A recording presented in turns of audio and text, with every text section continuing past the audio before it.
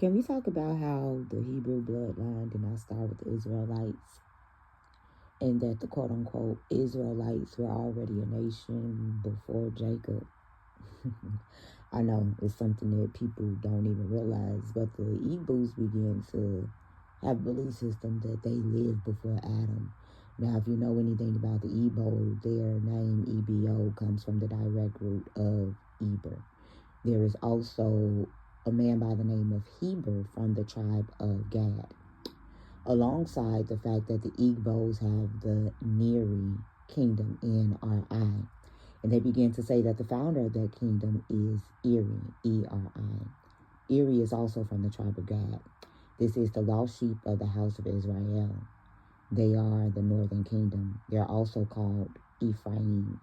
The root of Ephraim is going to be P-A-R-A, meaning fruitful, multiply. When we begin to look at the book of Genesis, in the first chapter, those who are made in the image and likeness were given the edict to para, to be fruitful and multiply. When we begin to look at Ephraim, we will also see that the suffix is Epher, E-P-H-E-R, and this means dust. Epher is the name of Abraham and Ketur's son.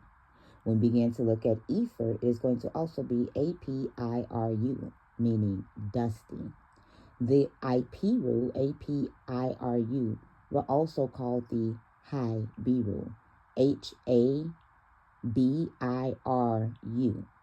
A-B-I-R, Abir is Eber.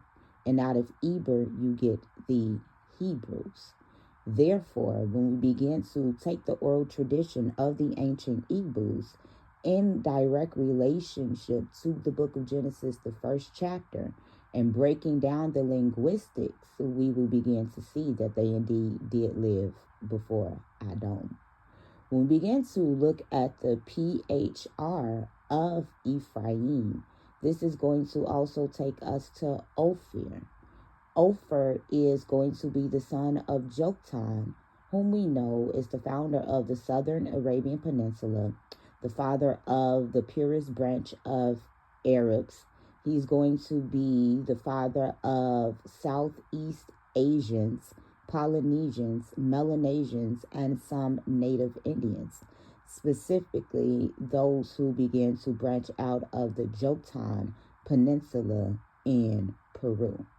He is also going to be the progenitor of the Australian Aborigines, with Australia and Yemen meaning south, going back to his southern Arabia origins. When we begin to look at Ophir, his name means gold. This begins to take us to the book of Genesis, discussing the 4 rivers that run out of Edom. We begin to see gold in congruency with Havilah. Havilah is going to be the brother of Ophir in the genealogy of Shem. When we continue to look at the PHR, this is going to take us to Pharaoh. When we begin to look at the root of Pharaoh in Middle Egyptian, it is Peri, P-E-R-A-A. And in Hebrew, this means long-haired. So when we begin to look at the long-haired pharaohs, we have already begun to deduce that these are Semitic people groups. When we begin to look at the Ipiru or dusty, A-P-I-R-U, that root P-R-U in Hebrew is going to be the Fe, the Resh, and the Wav, and it literally spells Peru. When we begin to look at the P-H-R, this can also be F-R. Ephraim is also called Ephraim. So when you begin to look at the E-F-R-A-N, we're going to take the frame, F-R-A-N. And when you take the F-R-A-N and you begin to look at the Franks, this is going to take us to the original inhabitants of France. This is also going to take us to PHR of Phares, who was going to be the son of Judah and Tamar. And his name was also called Paris.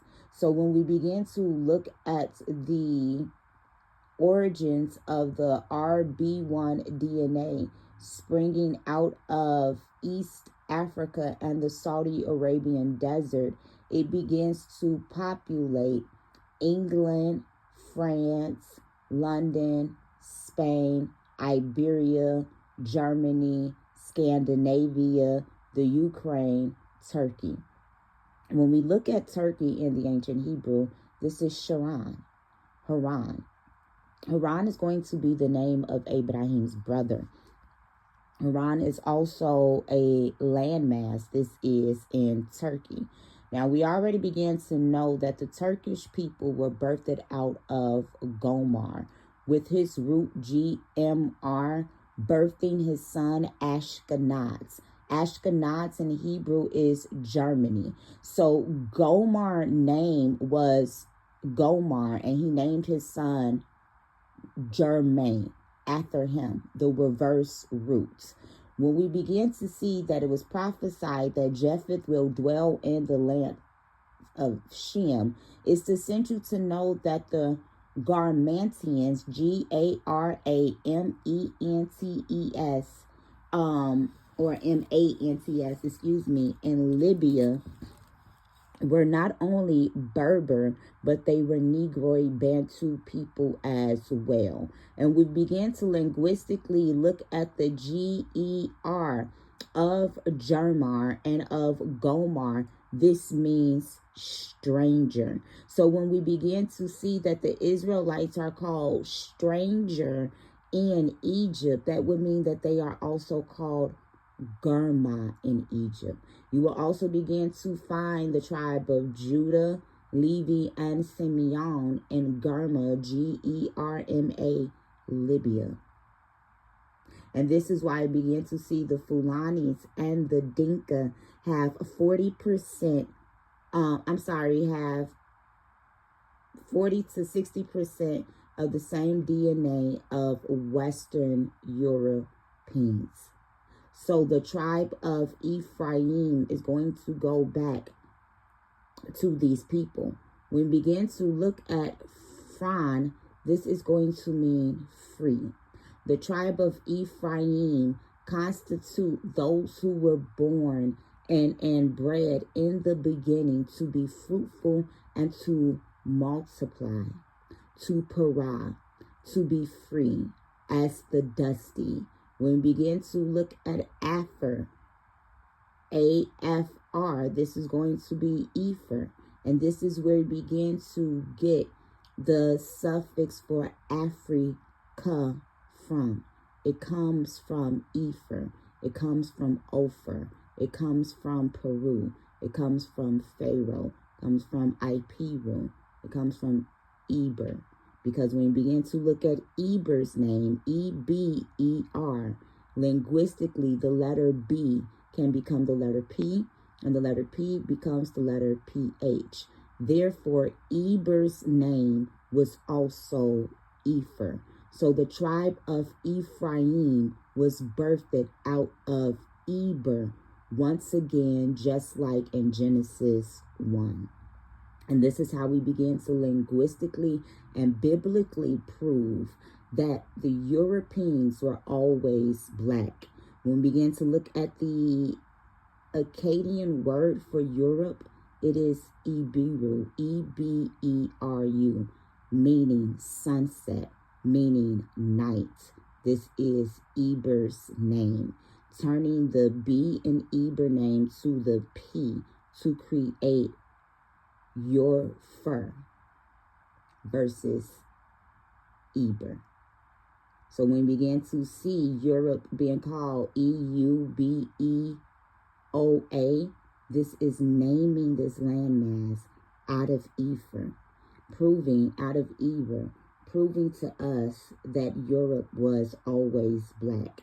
When we begin to look at the reverse root of Eber, it begins to lead us to Arab. And this word means to be blackened, to be dark. line up on line, precept on precept.